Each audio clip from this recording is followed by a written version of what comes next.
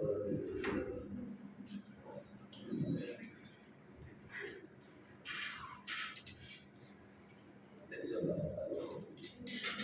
நண்பர்களுக்கு வணக்கம். கொரோனா பேரிடரில் பணியாற்றி உயிரிழந்த அரசு மருத்துவர் விவேகானந்தன் மனைவிக்கு அரசு வேலை மற்றும் நிவாரணம்.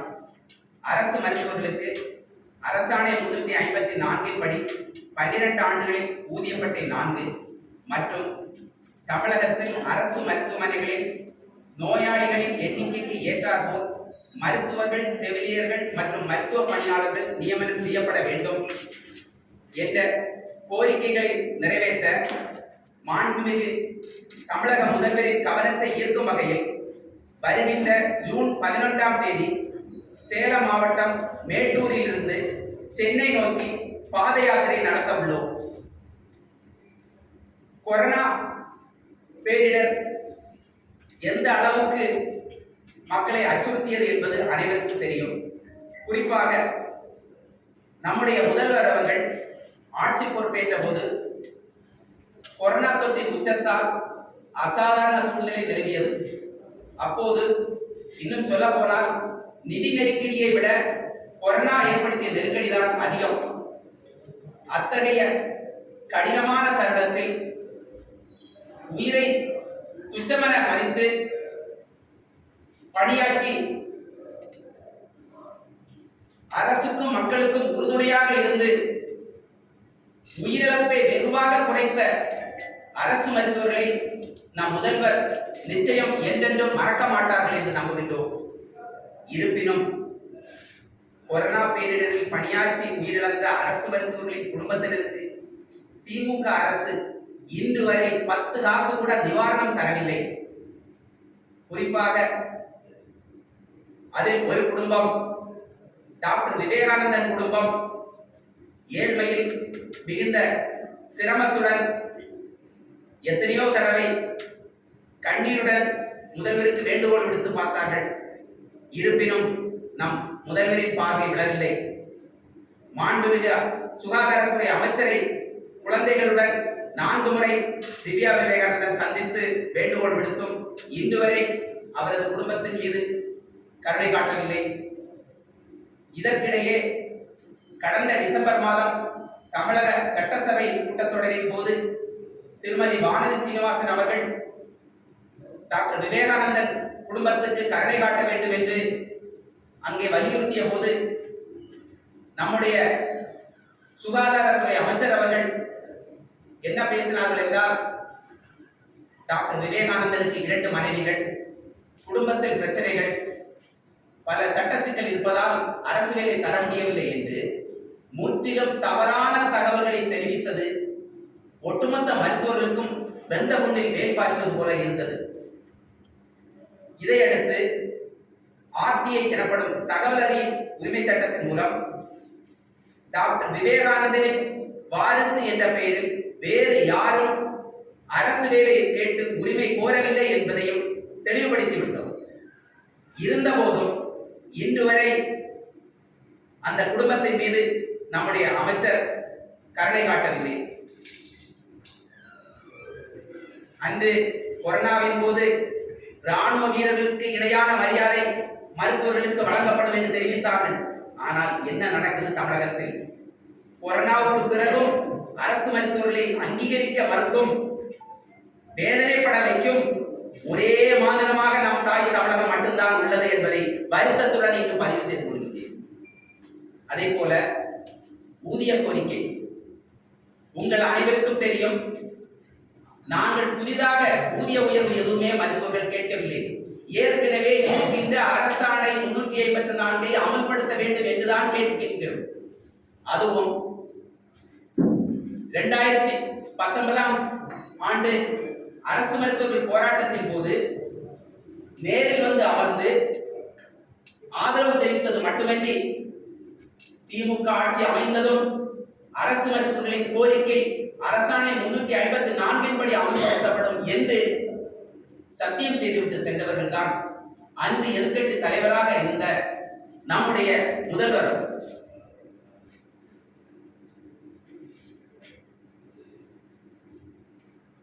அன்று எதிர்க்கட்சி தலைவராக ஆதரவு கரம் நீட்டிய திரு முத்துவேல் கருணாநிதி ஸ்டாலின் அவர்கள் இன்று முதல்வராக எங்கள் கோரிக்கையை நிறைவேற்றும் இடத்தில் இருக்கிறார். இருப்பினும் இன்று வரை நிறைவேற்றவில்லை. உங்கள் அனைவருக்கும் தெரியும், மகன் முதல்வராகவும் பேரன் துணை முதல்வராகவும் இருக்கும் போது முன்னாள் முதல்வர் கலைஞரின் அரசாணைக்கு தடை போடப்பட்டுள்ளது ஏன் என்பதுதான் எங்களுக்கு உண்மையிலேயே மிகுந்த வருத்தமளிப்பதாக உள்ளது. அதுவும் அரசு மருத்துவர்களின் நியாயமான கோரிக்கைகளை நிறைவேற்றி தர வேண்டும் என்ற தமிழக சட்டமன்றத்தில் 4 சட்டமன்ற உறுப்பினர்கள் அரசை வலியுறுத்தி பேசினார்கள். சென்னை உயர்நீதிமன்றம் அரசு மருத்துவர்களின் ஊதிய கோரிக்கையை நிறைவேற்ற வேண்டும் என அரசுக்கு உத்தரவிட்டது. NMC எனப்படும் தேசிய மருத்துவ ஆணையம் நாடு முழுவதும் அரசு மருத்துவர்களுக்கு எய்ம்ஸுக்கு இணையான ஊதியம் தரப்பட வேண்டும் என்று உத்தரவிட்டது. இருப்பினும் தமிழக அரசு செயல்படுத்தவில்லை. இதனால் வேறு வழியின்றி 2 வாரங்களுக்கு முன்னர் WHO எனப்படும் உலக சுகாதார அமைப்புக்கு நாங்கள் கடிதம் எழுதினோம். உலக சுகாதார அமைப்பு WHO அங்கீகரிக்கும் அளவுக்கு, பாராட்டும் அளவுக்கு தமிழகத்தில் இறப்புகளை குறைத்துள்ளோம். முக்கியமாக MMR IMR வெகுவாக குறைத்துள்ளோம். பேறுகால இறப்பை WHO சொன்ன இலக்கை 10 ஆண்டுகளுக்கு முன்னதாகவே அடைந்து சாதனை படைத்துள்ளோம். இத்தனைக்கு பிறகும் தமிழகத்தில் மட்டும் அரசு மருத்துவர்களின் ஊதியம் நாட்டிலேயே குறைவாக இருக்கின்றது. அதுபோல அரசு மருத்துவமனைகளையும் திறப்பதிலும் மருத்துவ கல்லூரிகளை திறப்பதிலும் ஆர்வம் காட்டும் அரசு போதிய மருத்துவர்களையும் செவிலியர்களையும் நியமிப்பதில் மட்டும் அக்கறை காட்டவில்லை. இதற்கிடையே நாங்கள் திமுக ஆட்சி அமைந்த பிறகும் தொடர்ந்து பலகட்ட போராட்டங்களை நடத்திவிட்டோம். குறிப்பாக கலைஞர் நினைவிடத்தில் கோரிக்கை மனு சமர்ப்பித்தல், 4 தடவை இதுவரை சாகுவரை உண்ணாவிரதம் இருந்துள்ளோம். இன்னும் சொல்ல போனால் நாட்டிலேயே ஊதிய கோரிக்கைக்காக மருத்துவர் ஒருவர் உயிரையே கொடுத்த பிறகும் இந்த அரசு செவிசாய்க்கவில்லை, கருணை காட்டவில்லை. இதற்கு பிறகு நாங்கள் என்னதான் செய்வது? டாக்டர் ஆனது தவறா? தமிழகத்தில் அரசு பணியில் சேர்ந்தது தவறா? கொரோனா பேரிடர் போன்ற அசாதாரண சூழ்நிலையில் கூட அன்னைக்கு உங்களுக்கு தெரியும், ஒட்டுமொத்தமா அரசு அலுவலகங்கள் மூடப்பட்டன, பேருந்துகள் இயங்கவில்லை, தனியார் மருத்துவமனைகள் பெரும்பாலும் மூடப்பட்டன. அத்தகைய கடினமான தருணத்தில் அரசுக்கு உறுதுணையாக இருந்து பணியாற்றியது தவறா? கர்நாடகாவில் கொரோனா பேரிடரின் போது போராட்டத்தை அறிவித்த உடனே கோரிக்கையை நிறைவேற்றினார்கள். ஆனால் தமிழகத்தில் மட்டும் உயிரை காப்பாற்ற, ஒவ்வொரு உயிரையும் காப்பாற்ற போராடும் மருத்துவர்களை தங்கள் சம்பளத்திற்காக போராட வைப்பது இந்த அரசுக்கு அழகா என்பதை ஊடக நண்பர்கள் தயவு செய்து கேட்க வேண்டும். எனவே இத்தனை போராட்டத்திற்கு பிறகும் இதற்கு பிறகு வேறு என்ன செய்வது என்ற வேதனையில் இருக்கும் நாங்கள் வேறு வழியின்றி அடுத்த கட்டமாக வருகின்ற ஜூன் 11ஆம் தேதி முதல் சேலம் மாவட்டம் மேட்டூரில் உள்ள ஏற்கனவே கோரிக்கைக்காக உயிரை விட்ட டாக்டர் லட்சுமி நரசிம்மன் கல்லறையில் இருந்து சென்னையை நோக்கி பாத யாத்திரை நடத்த உள்ளோம்.